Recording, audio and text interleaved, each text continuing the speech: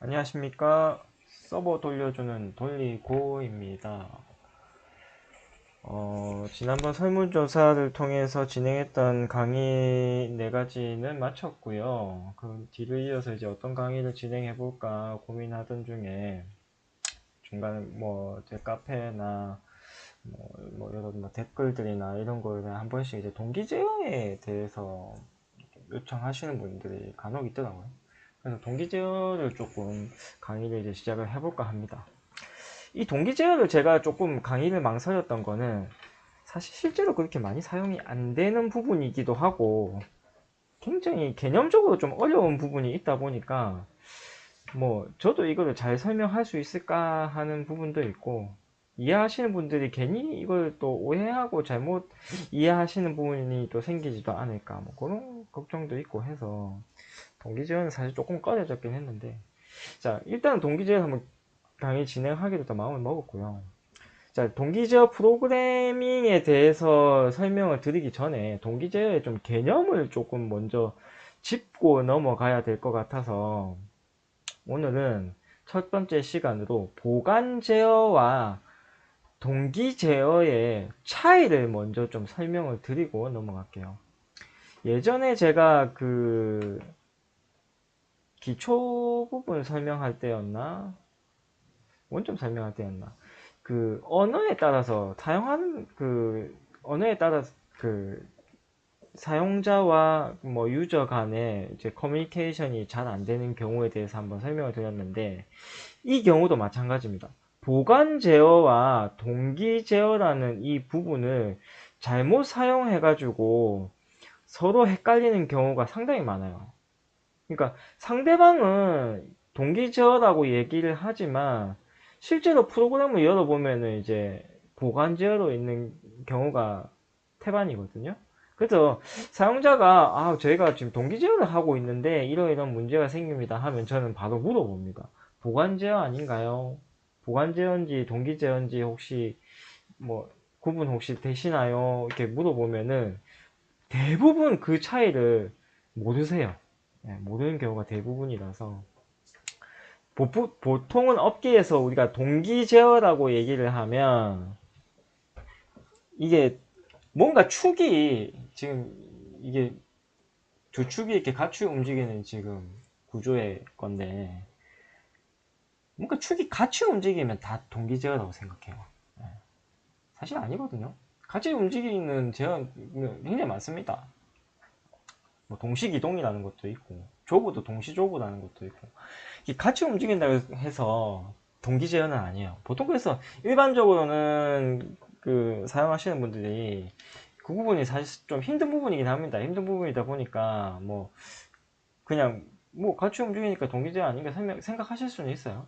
근데 어쨌든 이거를 구분을 딱 제대로 지어 놓고 머릿속에 생각을 하셔야 나중에 서로 간에 이제 의사소통에 있어서도 문제가 안 생기고 나중에 제어를 하실 때에도 요거는 동기 제어를 사용해야 되겠구나, 요거는 보관 제어를 써야 되겠구나 라는 거를 명확하게 하실 수 있어요.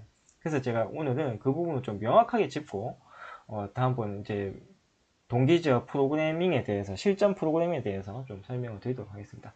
자, 먼저 그러면은 보관 제어는 뭐냐? 자, 보관 제어는 보통 일반적으로 설명을 드리자면은 제어의 시작과 끝이 같은 겁니다.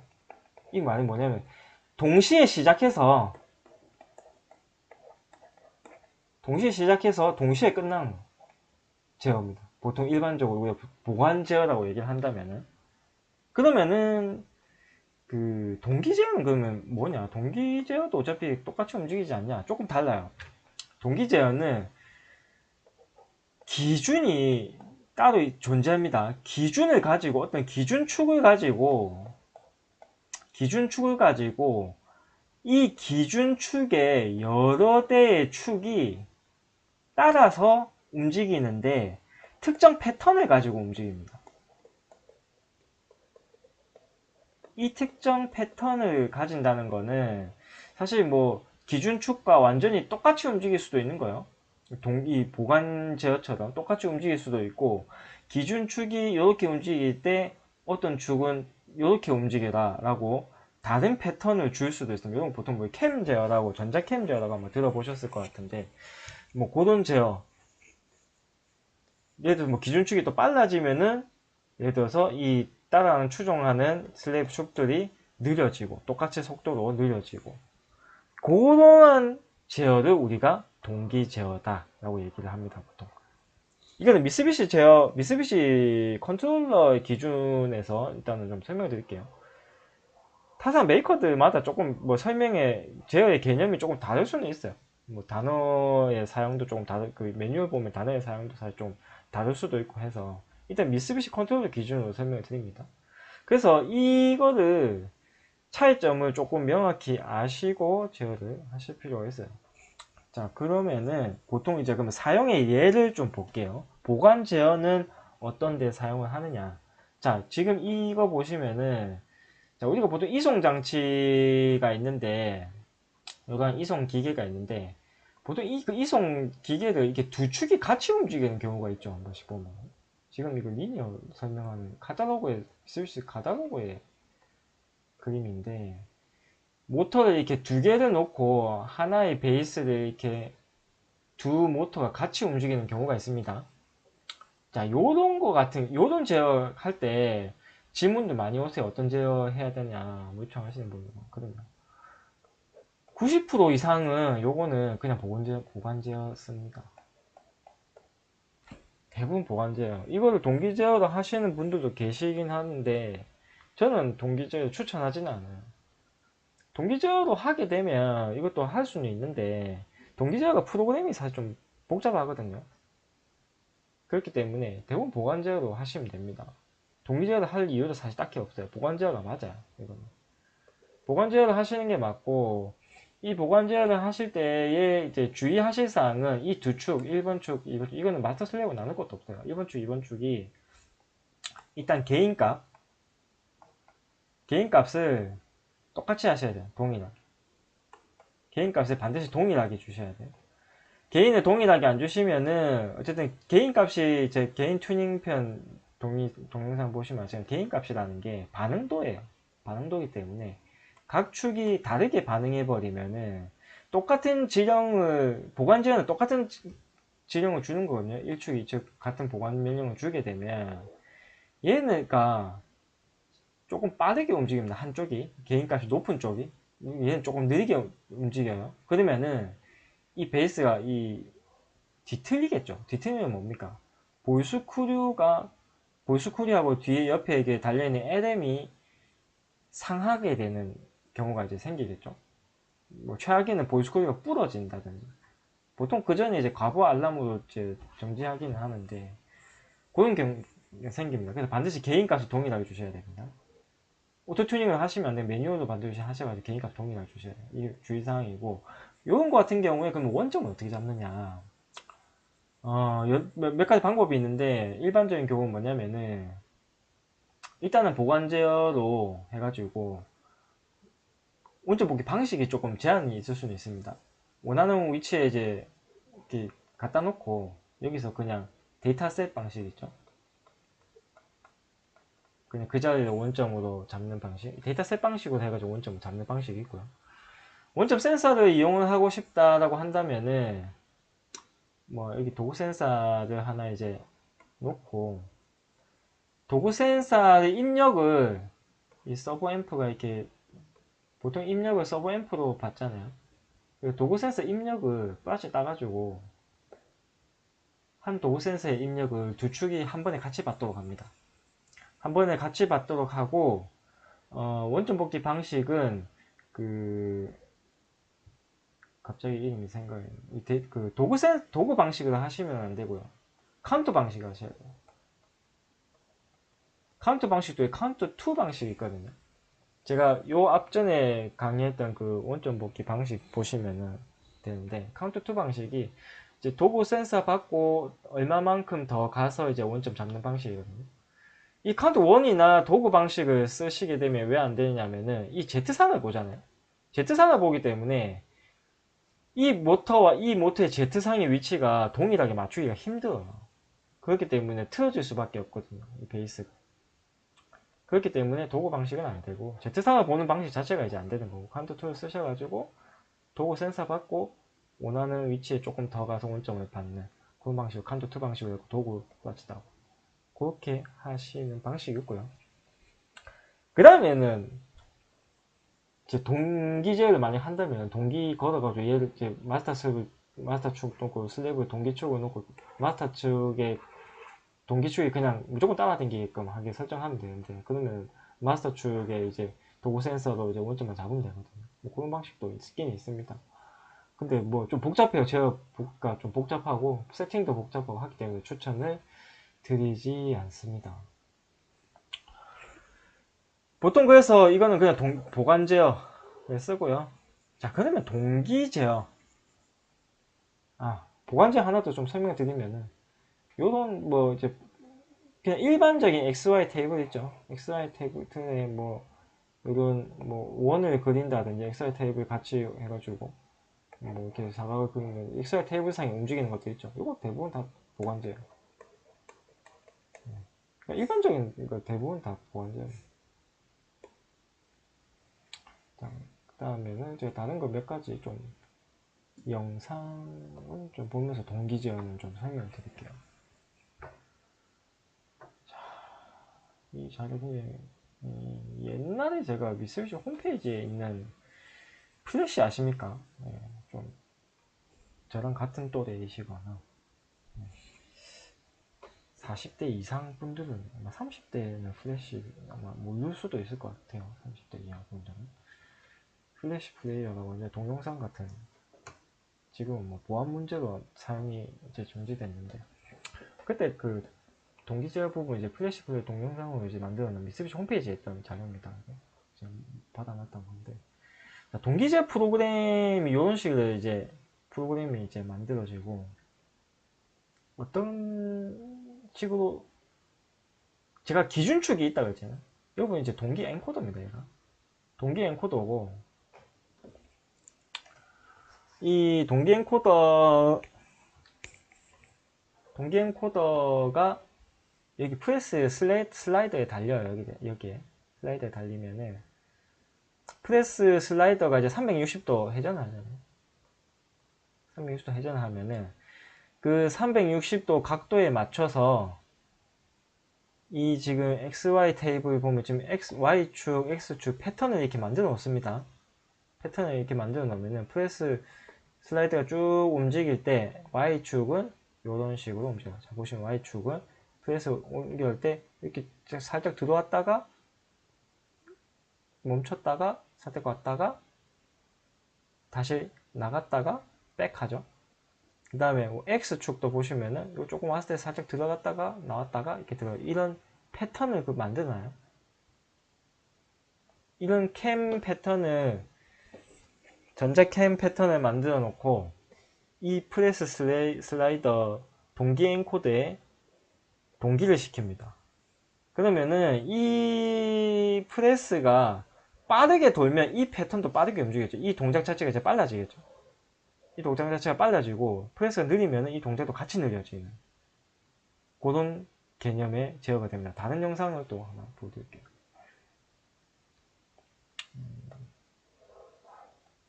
자, 이거 보면은 얘도 프레스 트랜스퍼거든요.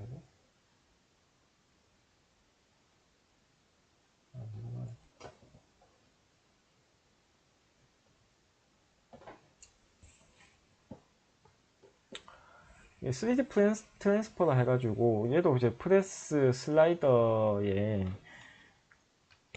얘가 프레스가 이렇게 왔다 갔다 하잖아요. 왔다 갔다 하면은 요거를 소재를 찝어서 넘겨주고 놔주고 또 백 했다가 잡아서 앞으로 당겨주고 넘겨주고 보시면 그 프레스 이제 얘가 프레스 회전축 이거 회전각 여기 뭐 슬라이더가 있겠죠. 요 위에 슬라이더 있으면 슬라이더에 동기 엔코더를 닫아가지고 이 동기 엔코더를 하고 그 다음에 요 피드축 얘가 피드축이고요. 피드축이고 얘가 클램프 클램프 축을 만들어 주고요. 그 다음에 이 리프트 부분 있죠, 여기. 안에는 리프트 부분. 이 세 개의 축을 이 프레스 슬라이더에 동기를 시킵니다. 얘가 이만큼 움직이면은 피드는 왔다 갔다 반복을 하고, 그 다음에 이 클램프 축은 찝었다 뺐다, 찝었다 뺐다를 반복하고, 그 다음에 리프트는 올렸다가 내렸다가, 올렸다가 내렸다가. 이런 패턴을 만들어 놓으면은 이 프레스의 속도에 따라 얘가 동작을 하게 됩니다. 그러면은 장비 생산하는 테크 타임이 상당히 이제 비약적으로 이제 증가하게 됩니다. 이렇게 안 하고 일반 보관 제어 툴에서 자동 명령을 하게 되면 보통 어떻게 합니까? 이 프레스가 내려와서 얘를 찍고, 그 다음에 올라가서 다 올라간 거 인터록 확인하고 얘 빼고, 그 다음에 얘 올라간 거 얘 나간 거 확인하고 소재 밀어넣고, 소재 밀어넣은 거 인터록 확인하고 프레스 내려와서 찍고, 이렇게 하잖아요. 그러면 상당히 느리겠죠. 얘는 프레스가 내려오면서 소재가 들어오잖아요. 그렇기 때문에 상당히 빨라집니다, 공급이. 그래서 요런 게 있고요. 또 제가 유튜브에서 뭔가 영상을 하나 찾아놓은 게 있었는데,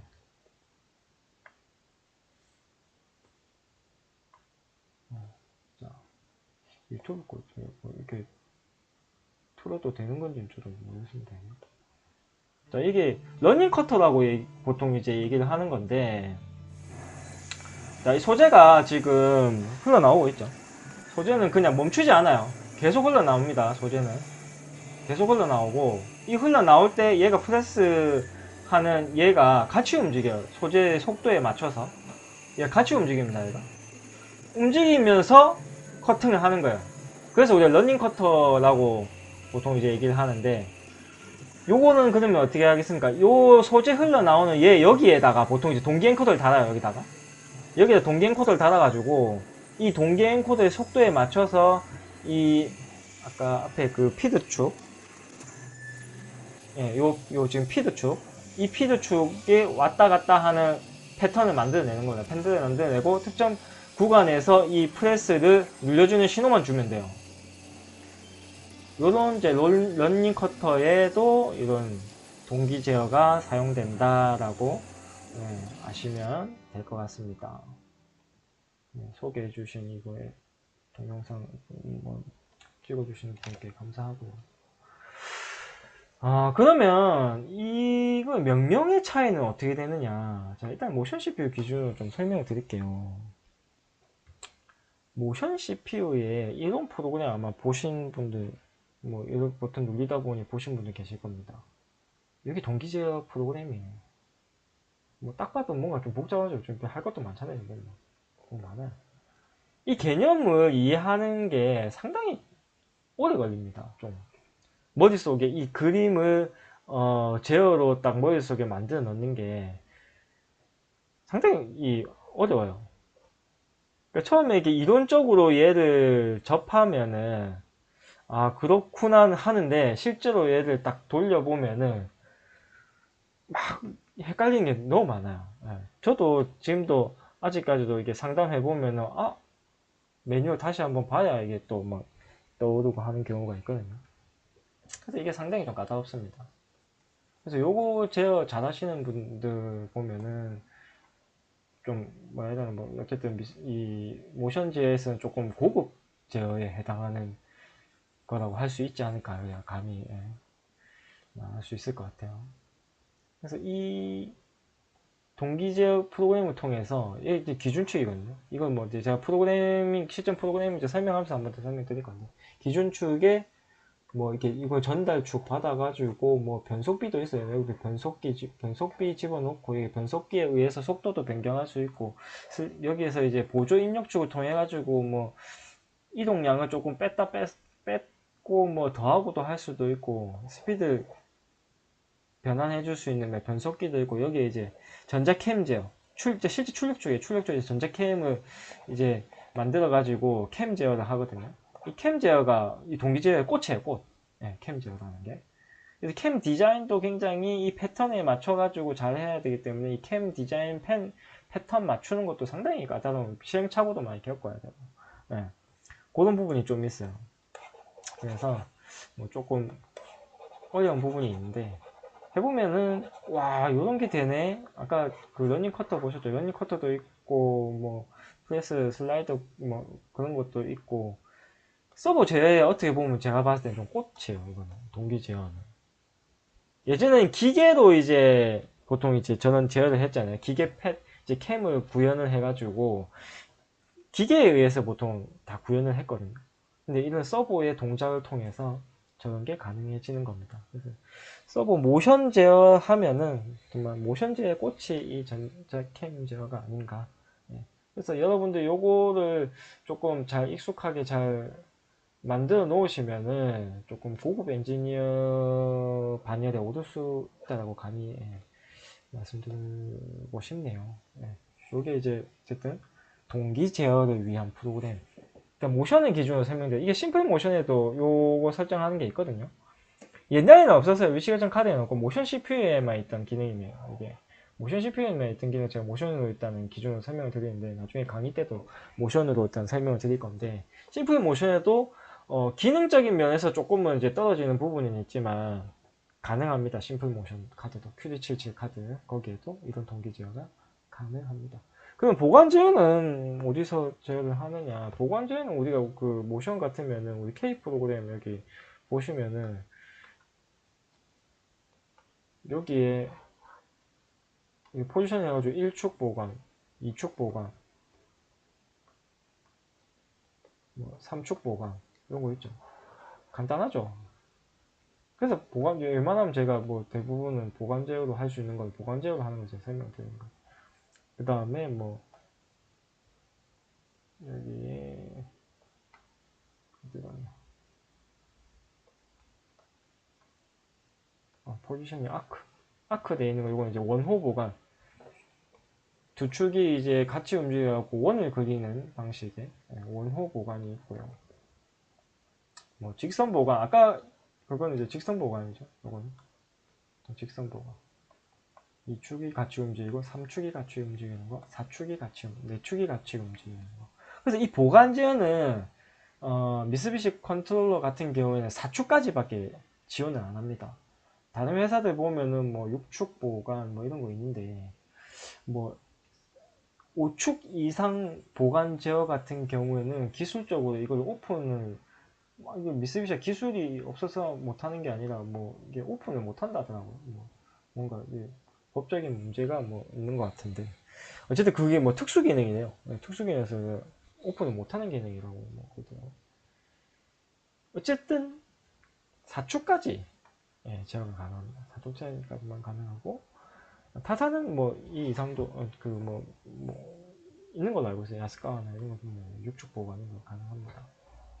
왜 미쓰비시는 안 되냐 뭐 이런 경우 많던데 아무튼 그렇고요. 원호 보관 있고 명령 자체가 이제 다르죠. 그래서 뭐 이축 보관 같으면 이축 보관 해가지고 그냥 1번 축, 2번 축 그냥 위치 값만 입력해주고 속도값 입력하면 땡이에요. 지령 딱 주면은 이거 명령 실행하면은 그냥 같이 스타트 해가지고 원하는 위치 값에 도달하면은 그냥 같이 끝나는 그런 게 보관 제어입니다. 모션 기준으로 설명드렸고 뭐 심플 모션에서 또 아까 동기 제어는 아까 그 그림처럼 그게 이제 동기 제어고 심플 모션도 요 화면은 비슷해요. 이렇게 되어 있고 보관 제어는 우리가 뭐 K 1번 집어넣고 그 우리 포지셔닝 테이블에 값 집어넣는 거 있죠. 그거 통해 가지고 하는 게 이제 보관 제어입니다. 그래서 일단은 오늘 제가 맛보기로 이제 동기 제어를 설명을 드렸던 거는 보관 제어와 동기 제어는 엄연히 다른 거다. 사용하는 사용처가 다르다라는 걸 설명을 드리기 위해서 동기 제어 실전 프로그램에 앞서서 이런 강의를 좀 만들어 봤고 요거 말고 한 가지만 더 설명을 좀 드리면은 여러분들 들어보신 분들도 계실 거라고 생각합니다만 마스터 슬레이브라는 제어가 있어요. 이거는 제가 기회가 되면은 한번 다뤄볼까 생각도 했는데,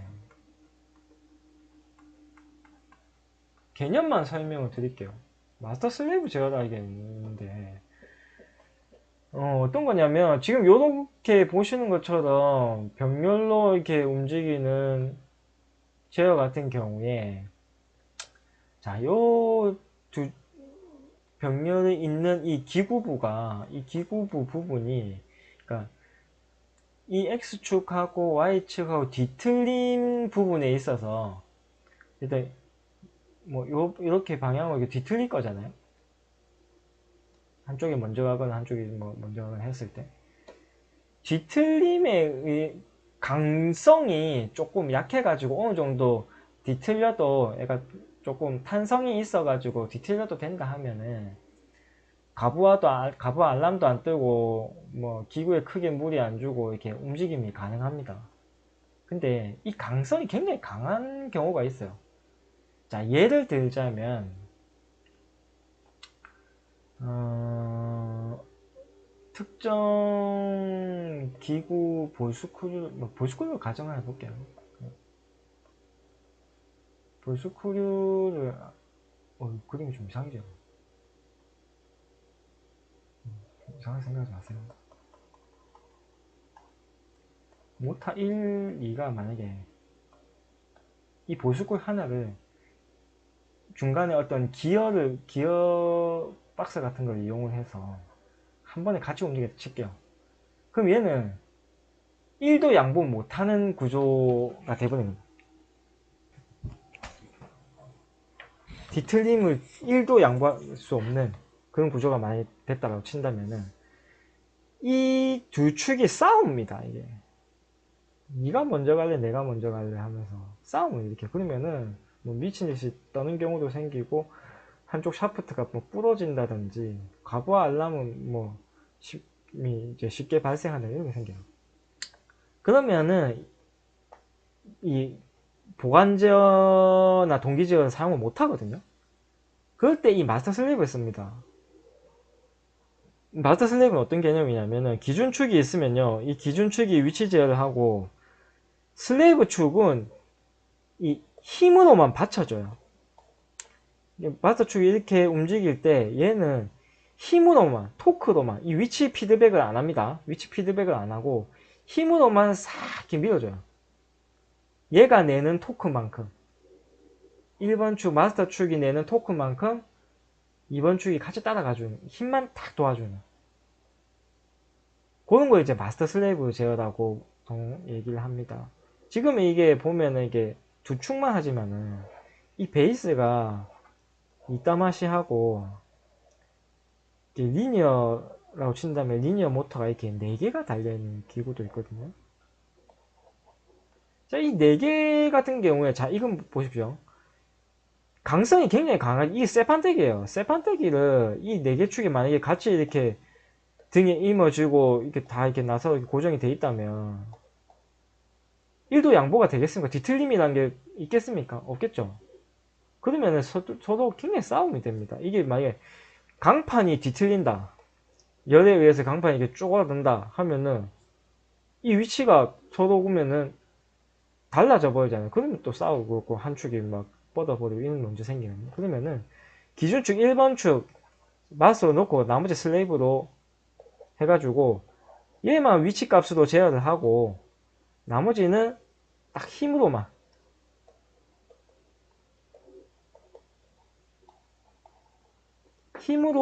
얘를 도와주는 겁니다. 그리고 보통 자동차 보면 앞바퀴는 이제 엔진에 걸려서 돌아가고 뒷바퀴는 뭐 디퍼런셜 기어입니까? 뭐 어떤 그 힘을 이제 도와주는 역할을 해갖고 뭐 구동하는 그렇게도 하잖아요. 그런 식으로 얘가 힘으로만 싹 이렇게 밀어주는 그런 게 있어요. 그러면은 이 서로의 위치의 뒤틀어짐에 의해서 싸움이 안 되는 거죠. 요런 거를 마스터 슬레이브라고 합니다. 그래서 여러분들 요런 여러 축이 같이 움직이는 다축 제어를 하실 때는 먼저 어떤 제어를 할 것이냐를 신중하게 생각해서 처음에 컨셉을 잘 잡으셔야 돼요. 보관 제어로 가능하냐, 아니면 얘는 무조건 동기 제어를 해야 되느냐, 아니면은 마스터 슬레이브를 해야 되느냐, 요거를 메이커 측과 상담을 하시거나 해가지고 요거를 딱 컨셉을 먼저 잡고 스타트를 해주시는 거가 좋습니다. 안 그러면은 중간에 이거 하다가 안 돼갖고 동기로 바꾸고, 아 또 안 돼갖고 또 마스터 슬레이브 바꾸고, 하드웨어가 바뀌어질 수도 있거든요. 그러면 그러면 또 뭐 돈이 또 추가가 될 수도 있고 하니까 그런 부분 잘 생각하셔가지고 컨셉을 잡고, 예, 움직여 주시고, 뭐 또 혹시라도 뭐 이런 문제에 대해서 질문하실 게 있으시면은, 예, 제가 뭐 댓글을 통해 가지고 상담을 또 도와드릴 수도 있으니까 문의 남겨주시고요. 다음번에는 제가 시간이 언제 될지 모르겠습니다. 이거는 조금 시간이 길게 좀, 개념이 좀 어려운 개념이어서 설명드리기가 어려울 수도 있어요. 저도 준비를 좀 많이 해야 되니까. 뭐 빠르면 다음 주에 바로 할 수도 있고요. 다음번에는 어쨌든 이 동기제의 실전 프로그래밍을, 진행을 한번 해보도록 하겠습니다. 그러면은 다음 시간에 뵙도록 하겠습니다. 오늘도 수고하셨습니다.